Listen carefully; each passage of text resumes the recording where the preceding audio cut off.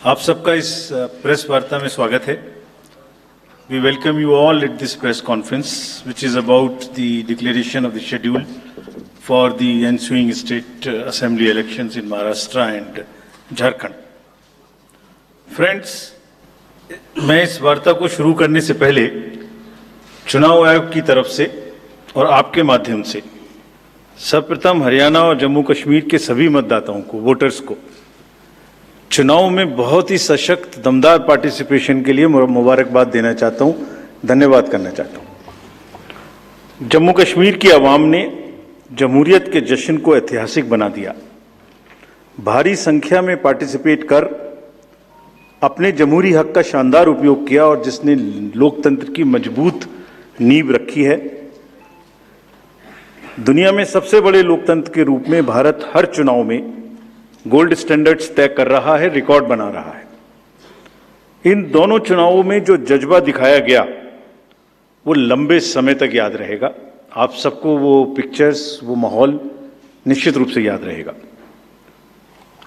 जम्मू कश्मीर की आवाम ने जमहूरियत के जश्न में लोकसभा चुनावों में जो बुनियाद बनाई थी उस पर एक बहुत ही सशक्त इमारत असेंबली इलेक्शंस में लिखी है और इस जनादेश ने नई आशाएं और उम्मीदों को संचार दिया है। Now it is over to the people of J&K to take this democratic journey forward. और हम एक नया गोल्ड स्टैंडर्ड और सेट कर रहे हैं। Just to remind you, just to recall, चुनाव घोषणा के समय ही हम अपना इरादा घोषित करने लगे हैं। हम अपनी विल और इंटेंट को पहले बताते हैं और उसे पूरा करके दिखाते हैं। Just to take you down the memory lane, Lok Sabha के चुनाव के समय, हम अनाउंसमेंट के समय हमने वादा किया था कि हम 4M की चुनौतियों से निपटेंगे और हिंसा, पुनर्मतदान, धन और सोशल मीडिया के दुरुपयोग की अनुमति नहीं देंगे। और आप सब जानते हैं कि हमने वो करके दिखाया। भारत के चुनावों की गोल्ड स्टैंडर्ड्स की कड़ी में हम एक और नया अध्याय लिख रहे हैं। इसी को आगे बढ़ाते हुए J&K अनाउंसमेंट के समय अगर मैं आपको फिर से याद दिलाऊं कि चुनाव से पहले किस प्रकार की थ्रेट्स थीं, आतंकी हमले बढ़ रहे थे। लोग, आप सब लोगों में से बहुत लोग ये भी पूछ रहे थे कि पता नहीं चुनाव आयोग J&K में चुनाव कराएगा कि नहीं कराएगा। और 16 अगस्त को जब चुनाव की घोषणा का समय था तो इसी प्लेनरी हॉल में हमने अप फ्रंट और बोल्ड वादा किया था और मुझे याद है मैंने कहा था कि जमहूरियत के जश्न में आपकी शिरकत दुनिया देखेगी नापाक इरादों की शिकस्त की कहानी। और वो कहानी आपने सबने देखी और वो कहानी पूरे वर्ल्ड ने देखी। चुनाव को इंड्यूसमेंट फ्री बनाया गया और जहां J&K में चुनाव कराने का विषय होता था वहां सीजर्स में 130 करोड़ रुपए के सीजर्स हुए, which is 100 times more then 2014 elections.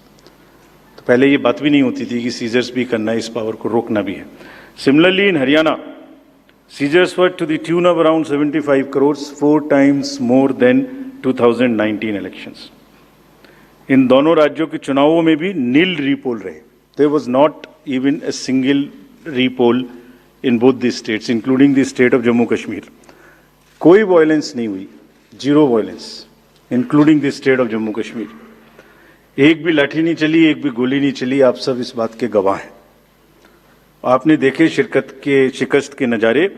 And let us give an ovation to the voters of Jammu Kashmir and Haryana. चुनाव दर चुनाव घटती हुई हिंसा, बढ़ती भागीदारी, रिकॉर्ड सीजर्स, मतदाता बिल्कुल स्पष्ट संदेश दे रहे हैं that they have full belief, they are very participative in the electoral process। लेकिन कोई बात नहीं, फिर भी अगर मुझे याद आए तो कुछ तो लोग कहेंगे लोगों का काम है कहना। हम उसके बिना चिंता किए आगे बढ़ते हैं, अपना काम सशक्त तरीके से करते हैं, ये आपको विश्वास दिलाते हैं। So friends, now we come to Maharashtra and Jharkhand, जहां पर अब उत्सव का समय है।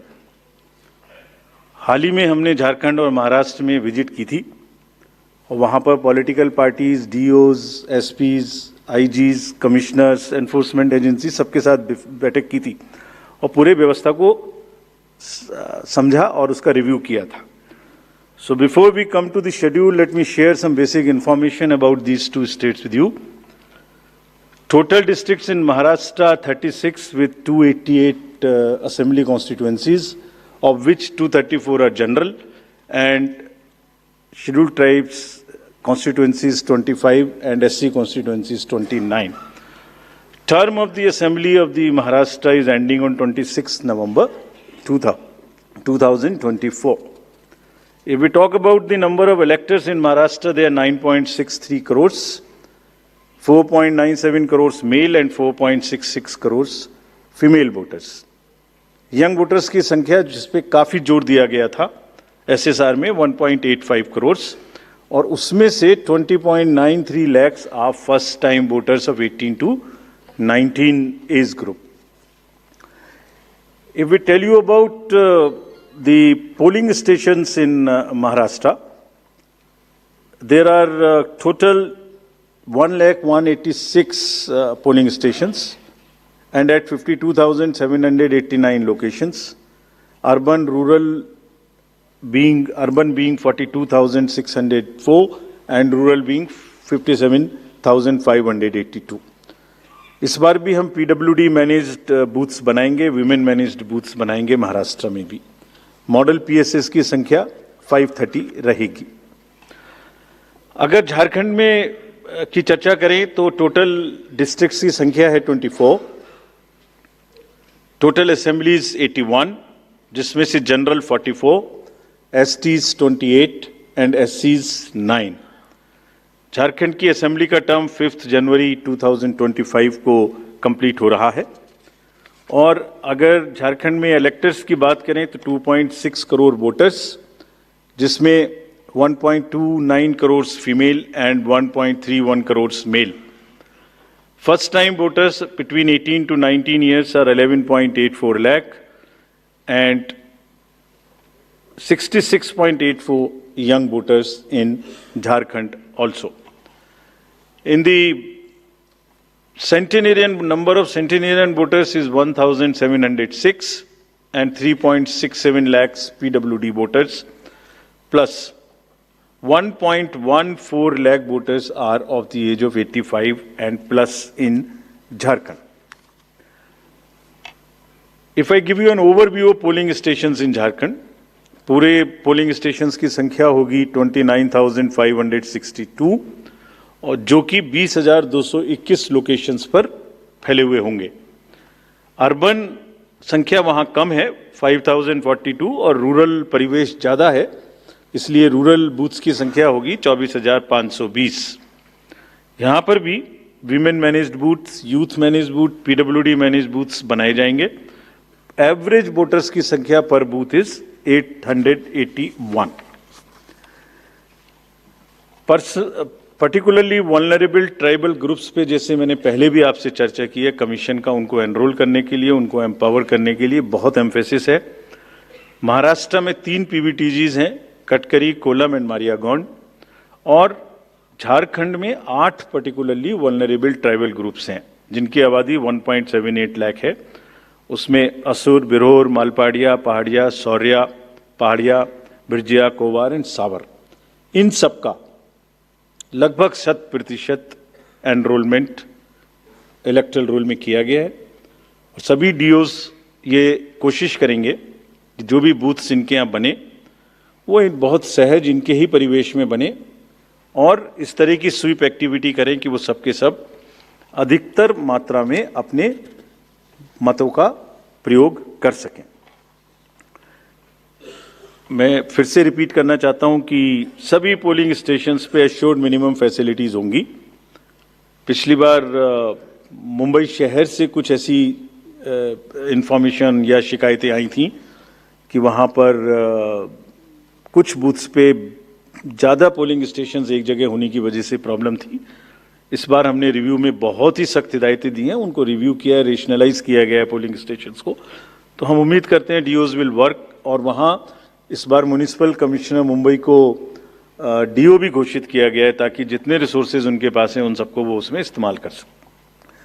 एक और व्यवस्था की गई है जो हम पीछे से कोशिश कर रहे थे, अब हमने उसकी इंस्ट्रक्शंस भी इशू कर दिए हैं कि पोलिंग लाइन जब लगती है तो उसमें लाइन के बीच में भी थोड़ी कुर्सियां या बेंच लगाएं, ताकि अगर आधा घंटा लग रहा है तो बीच बीच में कहीं ना कहीं 5-7-10 मिनट के बाद आप 2-3 मिनट के लिए बैठ जाएं तो थोड़ा अच्छा लगता है, मतलब थकान थोड़ी कम महसूस होती है, खासतौर से बुजुर्ग लोगों को। तो ये व्यवस्था भी सब पोलिंग स्टेशंस पे रहेगी। Friends, if I come to the next, ease of voting for senior citizens PWDs, this will be followed. You have all the experience of the pan-India coverage of facilities for the persons with disabilities and senior citizens. Her senior citizen जो 85 years से ऊपर हैं, उनको घर से vote देने की सुविधा उपलब्ध रहेगी। फॉर्म 12D वितरित किए जाएंगे सबको, और जो भी उसको भर के देते हैं उनके पास में हमारी टीम वोट लेने जाएगी, और जाने के समय में सभी कैंडिडेट्स को लिखित में उस रूट चार्ट का और उस जगह की सूचना देगी, ताकि वो साथ में एकम्पनी कर सकें और उनको ऐसा महसूस ना हो कि किसी के घर पर किसी ने प्राइवेसी ऑफ द वोट को नहीं मेंटेन किया। They are entitled, they are welcome to participate and go along with the polling parties to the houses of the senior citizens and PWDs। और पूरी जो व्यवस्था है उसकी videography of course goes without saying will be done, so that there is a full proof record. वैसे भी पूरे चुनाव में आप जानते हैं कि कोई भी प्रक्रिया ऐसी नहीं है जिसमें वीडियोग्राफी ना होती हो, जिसका रिकॉर्ड ना रखा हो, सो दैट जहां पर कैंडिडेट्स पार्टिसिपेट ना करते हो और जहां पर वीडियोग्राफी ना होती हो। So every process of this can always be checked and seen. जैसे क्रिकेट में एक्शन रिप्ले होता है, तो अगर वहाँ गेम के समय एक्शन रिप्ले नहीं हो सकता तो बाद में हर जगह हर प्रोसेस की वीडियोग्राफी को देखा जा सकता है। इसी प्रकार से जो नेक्स्ट अगर मैं आपको बताऊं तो जो टेक्नोलॉजी है उसका हम फिर से बहुत यूज़ करेंगे। वोटर हेल्पलाइन ऐप में सभी वोटर्स अपनी सारी डिटेल्स देख सकते हैं, वो कहाँ मतदाता सूची में कहाँ नाम है, कहाँ फैमिली टुगेदर है, कहाँ उनको पोलिंग स्टेशन है, वो सब चीज़ देख सकते हैं। CVIGIL of course we have been very enthused. जैसे लास्ट पार्लियामेंट्री इलेक्शन में हमारे 10,000 करोड़ के सीजर्स हुए, जैसे मैंने अभी बताया J&K एंड हरियाणा में भी रिकॉर्ड सीजर हुए। We are sure that in Jharkhand and Maharashtra also the voters the enlightened voters will inform us on C Vigil about any malpractice which they notice in their area, and we will reach there in 90 minutes to handle it. सभी candidates जिनकी criminal background है उन्हें अपनी सूचना देनी पड़ेगी 3 बार papers में, और सभी voters as a matter of right can see on our app which is KYC know your candidate. हमने जो मीटिंग्स मैं आपको सिर्फ सारांश में ये बताना चाहता हूँ कि जो मीटिंग्स हमने झारखंड और महाराष्ट्र में की, तो DOs स्टेट एजेंसीज को बहुत ही सख्त हिदायतें दी हैं। मतलब बहुत ही सख्त मीन्स बहुत ही सख्त, कि वो हर तरीके से फ्री एंड फेयर इलेक्शंस कराएंगे, हर तरीके से लेवल प्लेइंग फील्ड को एस्टेब्लिश करेंगे। उनको ये स्पष्ट बताया गया है कि किसी भी पदाधिकारी के विरुद्ध अगर ऐसी सूचना आती है और ये प्रमाणित होता है कि उन्होंने कोई भी कार्य ऐसा किया जिससे लेवल प्लेइंग फील्ड डिस्टर्ब होती है, एक पार्टी को पक्ष एक पार्टी को नुकसान, तो very stern action will be taken against them. This has been very very clearly told to everyone. किसी भी तरीके का प्रलोभन, वही 4 M's जो पहले हमने बात की थी, मनी का डिस्ट्रीब्यूशन, फ्रीबीज का डिस्ट्रीब्यूशन, शराब का डिस्ट्रीब्यूशन, ड्रग्स का distribution will all be under strict watch.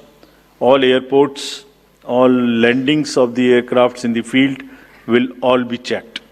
There would be extensive polling, the checkposts on the borders of the interstate for checking interstate movement, और कहीं से भी मल्टी डिसिप्लिनरी टीम्स वहाँ बनाने के लिए कहा गया है, यानी जिसमें एक्साइज भी होगा, पुलिस भी होगी, GST भी होगी, ट्रांसपोर्ट के भी लोग होंगे, ताकि वो 24/7 उनकी चेकिंग कर सकें।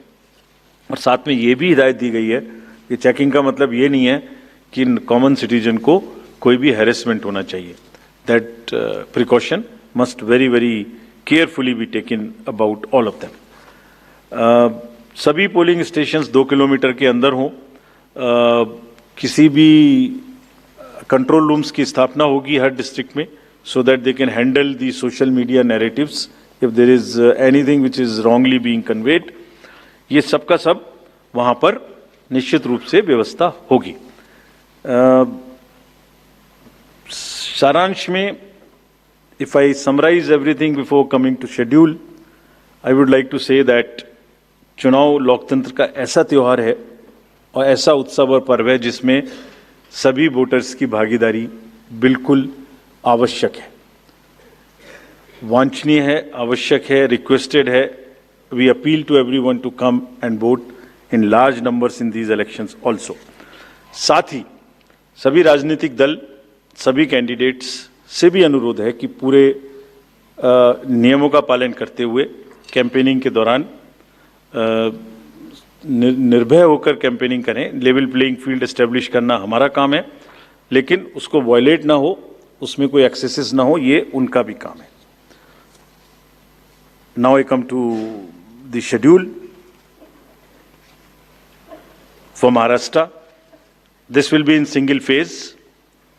The notifications, date of notifications are in front of you. 22nd October would be date of notification. Last date of making nomination would be 29th October. Scrutiny on 30th October. And last date for withdrawal 4th, and date of poll in Maharashtra would be 20th 11. Counting would be on 23rd 11/24, and you will notice that date of poll is Wednesday. This is deliberately, which lot of scheduling, whatever goes into scheduling, we have tried that it is midday so that issue of urban apathy is handled. And in case of urban apathy, we are really very concerned. We want to make appeal through you to all our esteemed voters in the urban areas to please come and vote. It's not a healthy trend which is reflected. If I give you a brief of what is happening across the elections in the urban apathy, we will share this slide with you. If you look at various states, you look at Gurgaon, you look at Faridabad recently. Last elections, you look at Jubilee Hills, Hyderabad. You look at Bangalore South. You look at Gujarat, Gandhigram, Kolaba, Mumbai City, Pune, Thane, all are much below the state averages of each state. We will be conducting a special meeting of the municipal commissioners and DOs within a week's time to appeal again to do whatever we can do to motivate the voters in the urban areas, but the trends are really not good. If I show you the Lok Sabha, that was the Lok Sabha. If I show you legislative assemblies, see the lowest. The Kolaba was just 40%.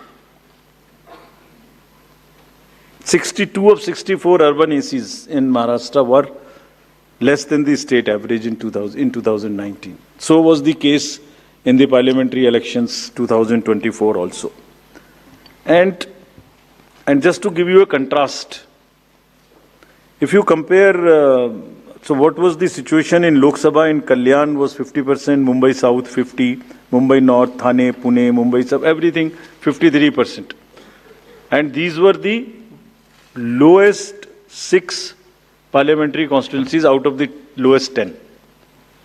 So that's the state of the urban apathy. We would be doing everything to counter it. Last time in 24 elections, we had all celebrities, all corporates, Amul, everyone involved. We'll do it again. And we'll also, at this point, emphasize that this contrasts with a very positive trend in the constituencies like Doda, 72%, Riyasi, 74%, Punch, 74%, Rajouri, 71%. If they can go 70 plus, Kolaba can also go 40 plus. In 24 Lok Sabha elections, Bastar was 68%, 69%. Gadchiroli, Manipur, states after state, tough areas. So we'll be requesting through you we'll have a special drive this time for the slum areas in urban areas and also the colonies, all alike, to have a real urban push. I do not want to name a specific thing, but there are booths in Faridabad and Gurgaon in the recently held elections, and they are the poshest places where voting has been around 20%. So again, we will be doing a lot of work on this to do whatever we can do to attract the urban voters. Now, friends, coming to Jharkhand. Jharkhand एक बहुत ही समृद्ध state है, बहुत ही उसकी विरासत है, और वहाँ पर हम फिर से अपील करेंगे कि सब वोटर्स अधिक से अधिक मात्रा में वोट दें. Schedule would be like this. Jharkhand would be in 2 phases. The date of poll, first phase would be on, date of poll would be on 13th November, and the second phase would be along with Maharashtra on 20th November. So the date of issue of notification for Jharkhand phase 1 would be 18th, and for phase 2 would be 22nd along with Maharashtra. Nominations for phase 1 would be till 25th of October, and for phase 2 29th. This slide we will share with everyone. And date of poll would be 13th November and 20th November, both Wednesdays. And date of counting would be 23rd 11, that is Saturday. With this, we end our presentation with the request that through you, that all the voters of Jharkhand and Maharashtra कृपया बाहर आइए, कृपया vote करिए. लोकतंत्र के उत्सव में आपकी भागीदारी कि हम बहुत ही रिक्वेस्ट करते हैं, अपील करते हैं आपसे. Thank you very much. So by elections. So we will come back. We'll come back. So Okay. Sorry. By elections also. By elections. We have 48 ACs and 2 PCs in 15 states. They will also undergo the elections this time. All the 48 ACs and 2 PCs, the schedule would be like this.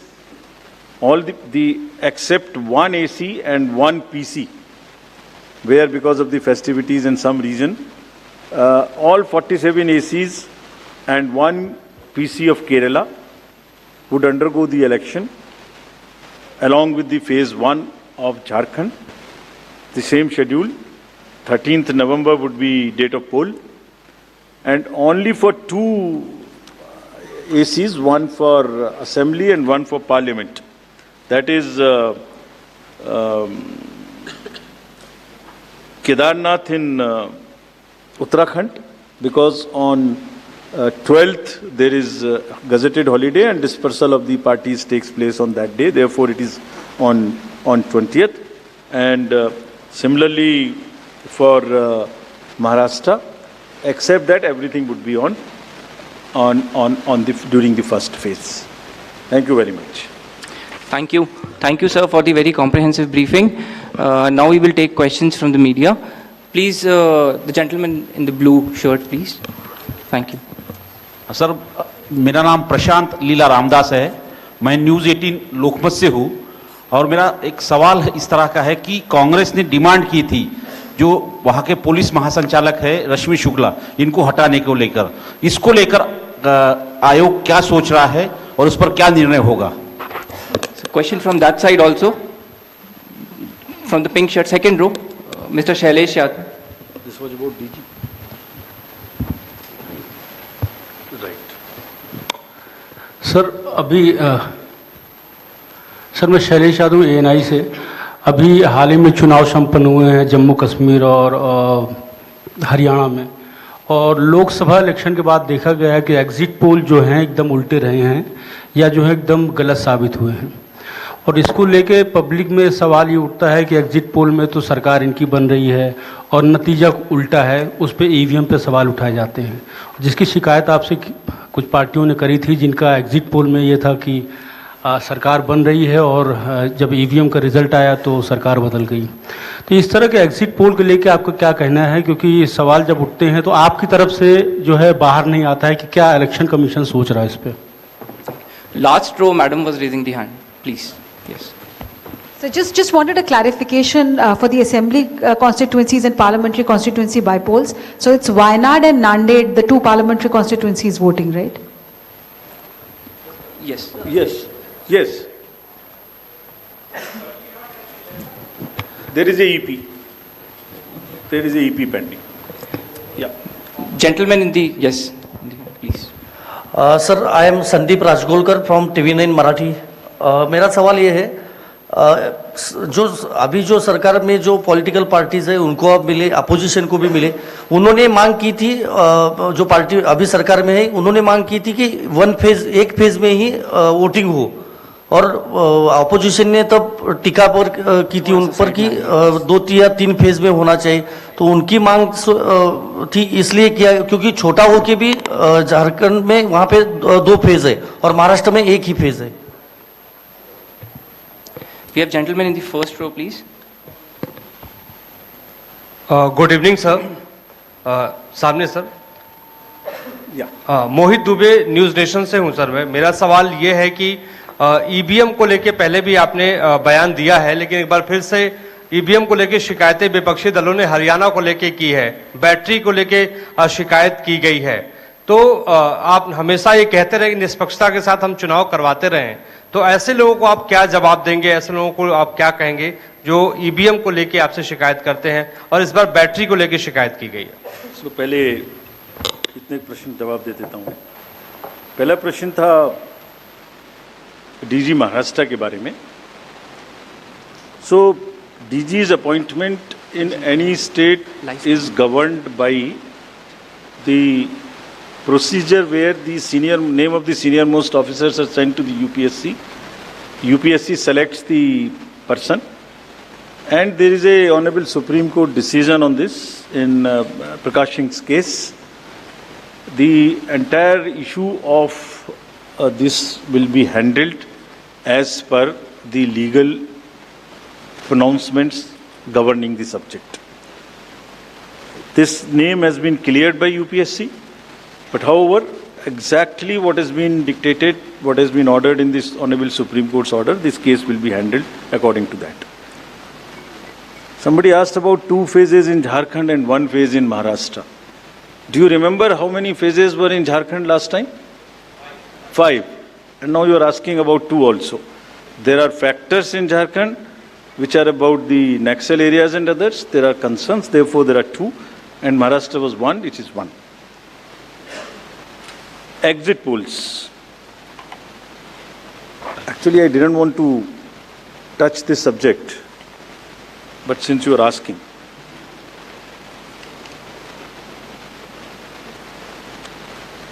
Exit polls के आने की वजह से, exit polls के एक expectation set करने की वजह से एक बहुत बड़ा, लेट मी एक्सप्लेन, एक बहुत बड़ा डिस्टॉर्शन पैदा हो रहा है। ये आप सब लोग यहाँ हैं, ये एक आत्मचिंतन का और आत्ममंथन का भी विषय है प्रेस के लिए, खासतौर से इलेक्ट्रॉनिक मीडिया के लिए।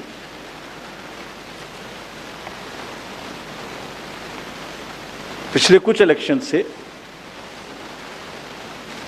2-3 चीज़ें एक साथ हो रही हैं, अगर हम उसको पूरे कैनवस को एक साथ देखें तो, और ये सबके लिए समझना जरूरी है। पहले एक एग्जिट पोल आता है जिसकी हम उसको गवर्न नहीं करते, जो एस्टेब्लिश्ड रिजीम है, स्टैट्यूटरी एंड जुडिशियल रिजीम, उसमें हम उसको गवर्न नहीं करते, लेकिन एक खुद के आत्मचिंतन की ज़रूरत ज़रूर है कि वो उसका सैंपल साइज़ क्या था, उसका सर्वे कहाँ हुआ, उसका रिजल्ट कैसे आया। अगर मैं उस रिजल्ट से मैच नहीं किया तो मेरी क्या रिस्पॉन्सिबिलिटी है, कहीं कोई डिस्क्लोजर्स हैं कि नहीं है, ये सब देखने की ज़रूरत है बहुत सख्त।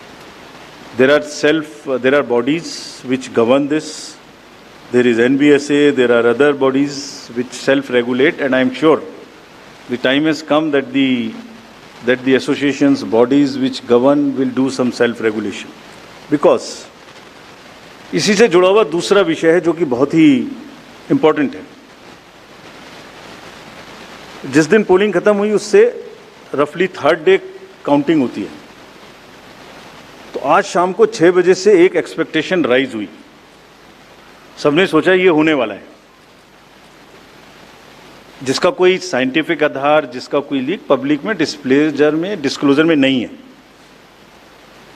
जब काउंटिंग का समय शुरू होता है तो 8:05 और 10 मिनट से रिजल्ट्स आने शुरू हो जाते हैं, विच इज नॉनसेंस. आप बताइए, मेरी पहली काउंटिंग 8:30 बजे शुरू होती है और हमारे पास प्रमाण है इस बार कि 8:05, 8:10, 8:15 पर आने लगा इतने की लीड, इतने की लीड, इतने की लीड, इतने की लीड. ऐसा तो नहीं है. I am just posing question, we are not gone into this. But ऐसा तो नहीं है कि एग्जिट पोल को जस्टिफाई करने के लिए वो शुरू में ट्रेंड्स आ गए कि हमने तो ऐसा कहा था, वैसे ही ट्रेंड हो रहा है, बाद में जो होगा वो होगा. और अचानक से पहला रिजल्ट एक राउंड का 8:30 बजे जब काउंटिंग शुरू हो रही है तो 9 बजने में 10 मिनट, 9 बजने में 5 मिनट से पहले 20 मिनट भी लगेंगे एक राउंड में, तो आ ही नहीं सकता. और हम उसको 9:30 बजे वेबसाइट पे डालते हैं 9:31 पे. एग्जैक्टली कभी भी देख लीजिए एक के बाद एक. 9:30 पे हम उसको अपनी वेबसाइट पे डालते हैं, फिर 11:30 पे डालते हैं, फिर 1:30 पे डालते हैं. चलिए, आपके कोई कॉरेस्पॉन्डेंट वहाँ मौजूद थे, उन्होंने पहले बता दिया. प्रोसेस काउंटिंग में रिजल्ट को स्क्रीन पे दिखाना पड़ता है, एजेंट के साइन लेने पड़ते हैं, ऑब्जर्वर से जस्टिफाई कराना पड़ता है, तो ऑफिशियल साइट पे आने में आधा घंटा लग सकता है. लेकिन 9 बजे से 9 बजने में 10 मिनट से पहले कैसे आते हैं? और उससे क्या होता है, एक तो एक्सपेक्टेशन है एग्जिट पोल्स की, उसके बाद 8:45 बजे तक मैंने दिखा दिया उसी के मापदंड से कि वो लीड कर रहे हैं लोग. तो वास्तविक रूप से जब वो एक्चुअल रिजल्ट्स आने शुरू होते हैं तो एक मिसमैच होता है. And that mismatch is also giving, this can lead to serious issues sometimes. Even the gap between expectation and achievement is nothing but frustration. So ये एक विषय ऐसा है जिस पर हम तो नहीं, हमारे हाथ बंधे हुए हैं, लेकिन एक कुछ ना कुछ मंथन की, कुछ ना कुछ, एंड आई एम श्योर जब इस देश में, जब कंट्री में इस तरीके की जरूरत होती है तो एक सेल्फ करेक्शन हो जाता है. तो सभी रिस्पॉन्सिबल लोग इसका सेल्फ करेक्शन जरूर करेंगे. I am sure about it. EVM के बारे में आपने फिर से पूछा.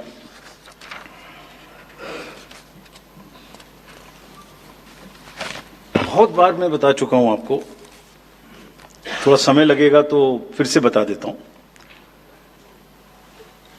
6 महीने, लगभग 5-6 महीने फर्स्ट एफएलसी शुरू होती है ईवीएम की. मैं 2 बात बता रहा हूं, बस मोटी सी 2 बात.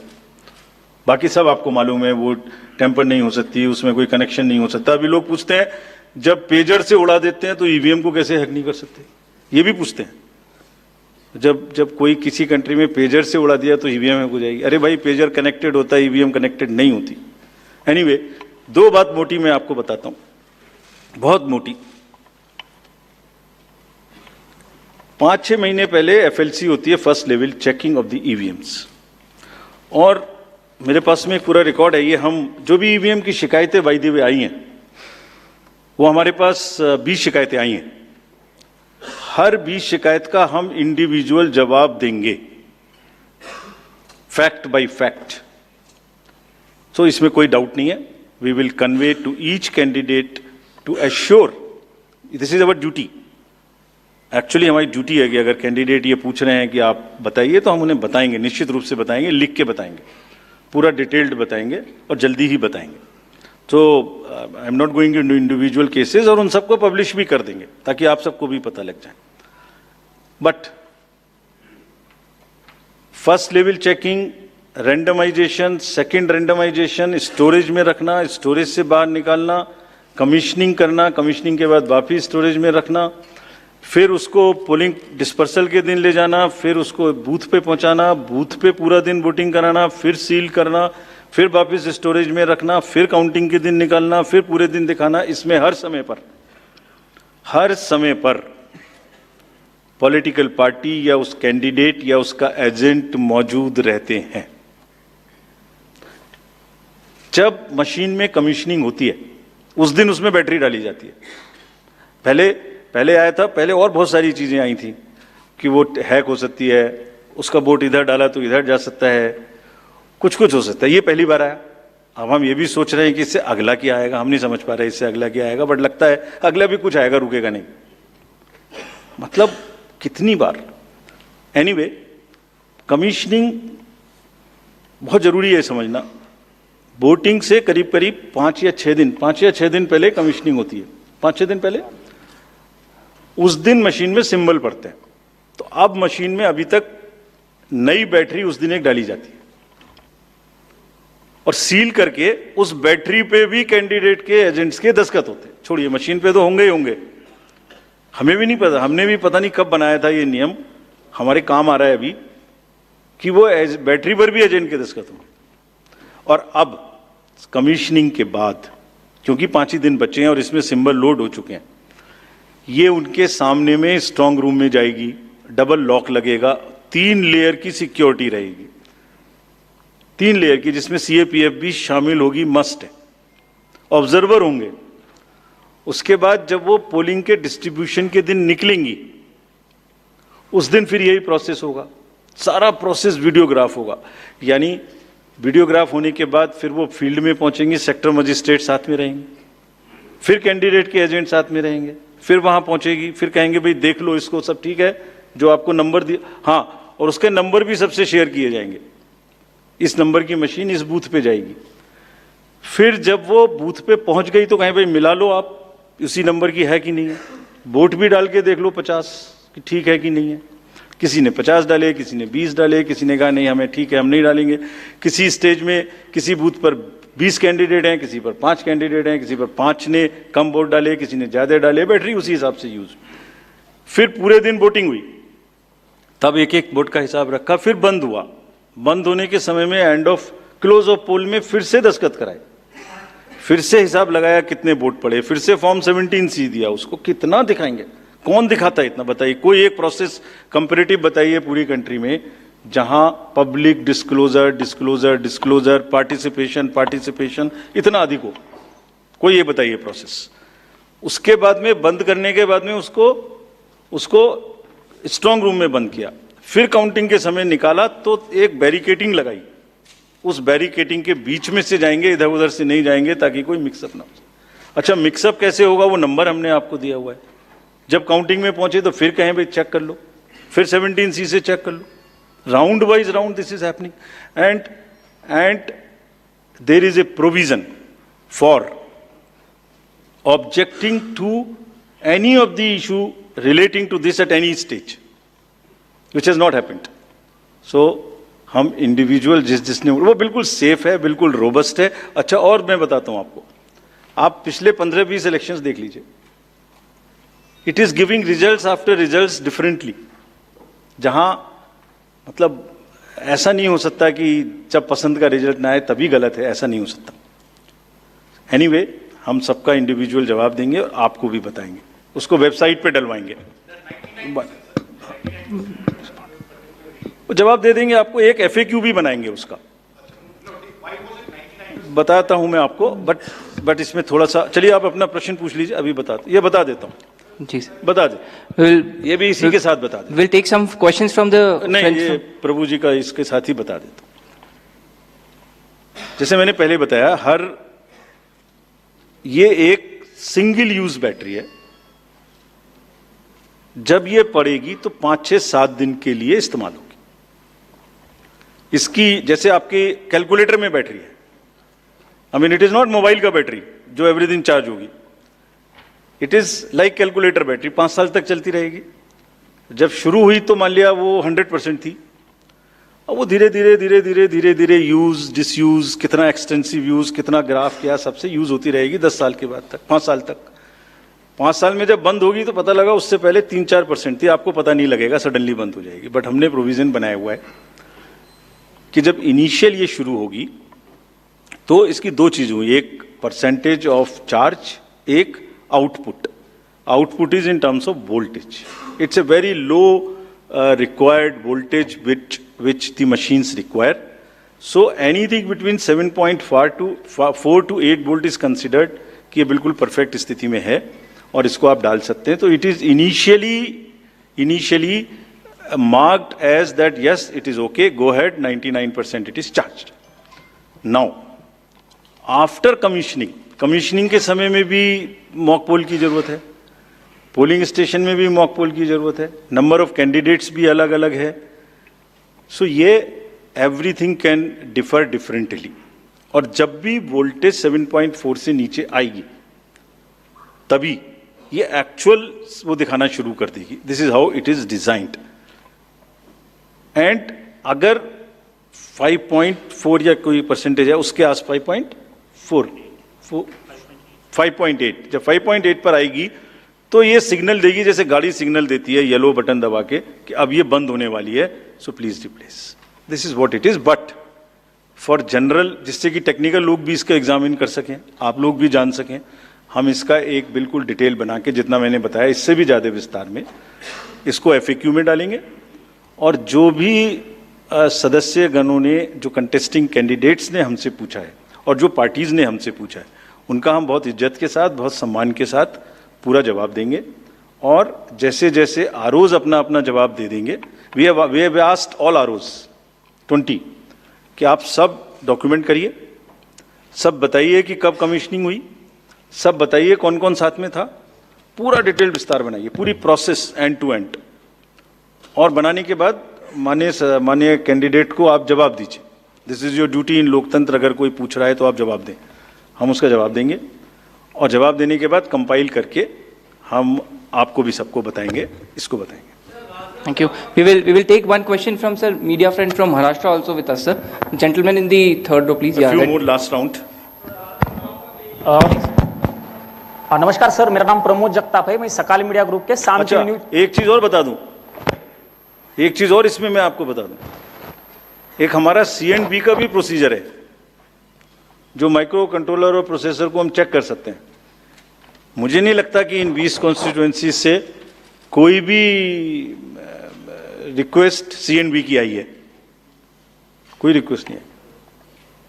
सो anyway we will give specific replies of all this. Yes please. हाँ सर, मेरा नाम प्रमोद जगताप है, मैं सकाल मीडिया ग्रुप के शाम टीवी न्यूज चैनल से हूँ. मेरा सवाल जो है वो सिंबल को लेके. महाराष्ट्र में एनसीपी के 2 गुट होने के बाद तुतारी और ट्रम्पेट, तुतारी जो है शरद पवार की पार्टी को दे दिया, लेकिन लोकसभा चुनाव में ट्रम्पेट जो है वो भी सिंबल कोई इंडिपेंडेंट कैंडिडेट को दे दिया था.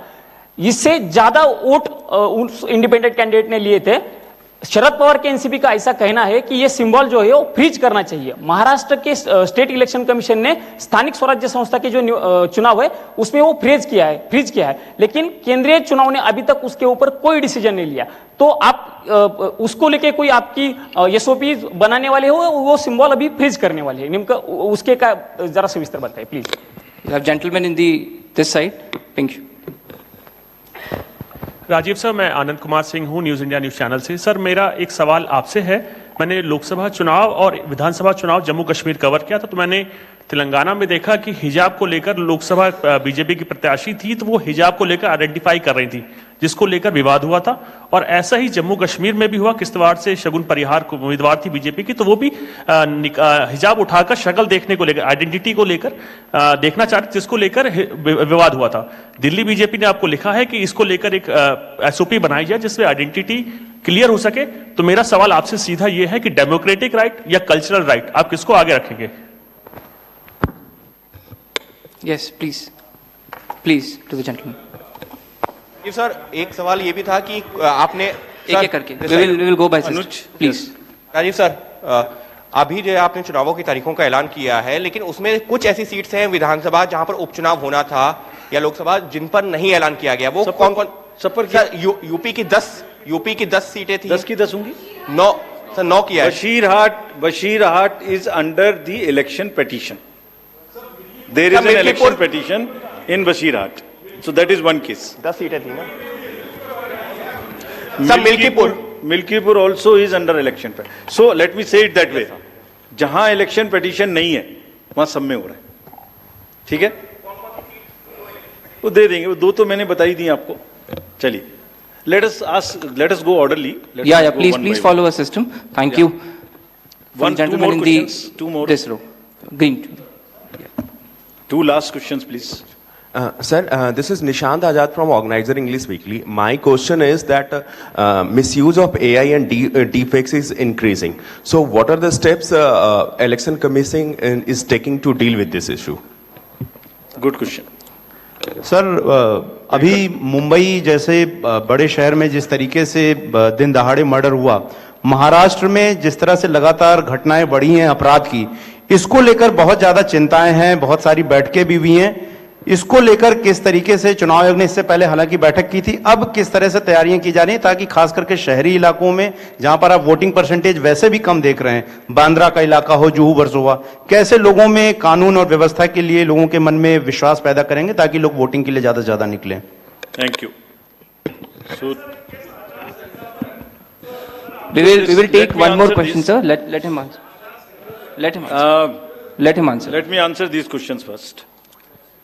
About this symbol, first question is about the symbol of the NCP. NCP का जो symbol है, man blowing तुरी, so उसमें हमारे पास में दो रिक्वेस्ट आई थी एनसीपी एसपी से। एक तो ये आई थी कि उनको जब हमने रिकॉग्नाइज कर लिया है जे स्टेट पार्टी, तो उन्हें हम कंट्रीब्यूशंस रिसीव करने की भी स्वीकृति दें। और दूसरी रिक्वेस्ट आई थी कि उनको जो उनका सिंबल है वो प्रोमिनेंट नहीं है, वो जब वोटिंग मशीन के बैलेट यूनिट के अंदर में छोटा दिखाई देता है, तो उसका रेशियो ऐसे चेंज कर दीजिए कि वो स्पष्ट से मैन ब्लोइंग तुरी दिखाई देने लगे। और दूसरी रिक्वेस्ट एक और भी साथ में थी कि उस जैसा एक कोई ट्रम्पेट है उसको हटा दीजिए। तीन रिक्वेस्ट थी। सो पहली रिक्वेस्ट हमने उनकी मान ली, हमने उन्हें उसी दिन ऑथराइज कर दिया था कि आप ड्यूली कंट्रीब्यूशंस ले सकते हैं, subject to the disclosures which every political party has to do. Secondly, हमने उनको लिखित में ये भी छूट दी थी कि आप खुद हमें बताइए कि आप अपने सिंबल को, मैन ब्लोइंग तुरी को किस तरीके से बैलेट यूनिट में दिखाना चाहेंगे। तो उन्होंने कहा था हम इस तरह से दिखाना चाहेंगे। एक दो चॉइस दी थी, जो उनकी पहली चॉइस थी वो हमने मान ली। सो इस इलेक्शन में उनका सिंबल वुड बी ज्यादा दिखाई देगा, मतलब प्रोमिनेंटली दिखाई देगा। तीसरी रिक्वेस्ट थी, वो एक ट्रम्पेट है इस टाइप की, जो कि मैन ब्लोइंग तुरा से बिल्कुल डिफरेंट है। तो कमीशन ने उसी दिन बताया था कि वो उससे डिस्टर्ब नहीं करता है। So all the three have been accepted, that is one. All AI and deep fakes, this is a very, very contextual question. This is disturbing all the elections world over. I have said it earlier also. It's a very serious issue. हमने इसके लिए दो तीन चीजें की हैं, और आपने अगर 24 पार्लियामेंट्री इलेक्शन में देखा होगा, सो ऐसी घटनाएं हम रोक पाने में सक्षम हुए थे कि किसी की फोटो किसी के साथ लगा दी, किसी की आवाज किसी के साथ मिला दी, इस तरीके के बहुत पॉसिबल एआई रिलेटेड न्यूसेंस हो सकती थी। We were able to control it essentially through the control rooms which have been set up, social media teams which have been set up in all the districts I am saying, and in police headquarters, to monitor continuously anything which is fake and take corrective action immediately. This has led to, in some cases, takedown, some cases blockade, and in some cases even criminal action wherever it was warranted. कुछ लोग हैं जो अभी भी एकदम झूठ narrative किसी ना किसी तरीके से चलाते हैं। हम उसको अभी तक हमने कुछ नहीं किया है। अभी तक हमने उसको ये सोच के रखा हुआ है कि लोग खुद देख देख के समझ जाएंगे कि ये झूठ है, इसलिए we are going absolutely slow, but it has not cross the red line. The day it crosses red line, they will also be tackled. Identity, democratic identification versus cultural identity. This has conduct of election rules. Section 35, Rule 35 specifically mentions about the identification of electors. and also 34 mentions about facilities for women electors. Exactly in दो provisions के तहत identification का कार्य जो कि rules में provided है उसी हिसाब से किया जाएगा, but with full regard and respect to the cultural aspects of the entire issue which are prevalent in many states, which are prevalent in Rajasthan, which are prevalent in many parts of the country. That will be according to the rule position and also the fullest possible respect to the cultural milieu of that particular area. Violence in elections. We, after the MCC declaration, we will make it extremely clear to the police authorities, the state civil authorities in a particular state which you are mentioning, that violence of any kind and the crime of this nature which has a political overtones would be absolutely a no-go area for the commission. ये उनको सख्त हिदायत, हम immediately ये पहले से ही सोच के बैठे हैं कि जैसे ही हम इलेक्शन, अभी तक हमारा रूल नहीं था, जैसे ही अब ये एमसीसी लागू है, we will have a very strict view on this and we will direct everyone that किसी भी तरीके की वायलेंस और किसी भी तरीके का crime specially against any political person should not happen, should not repeat, should not happen. We have not allowed it to happen in Haryana, J&K, state after state. We are sure that it will not happen. Thank you very much. Thank you.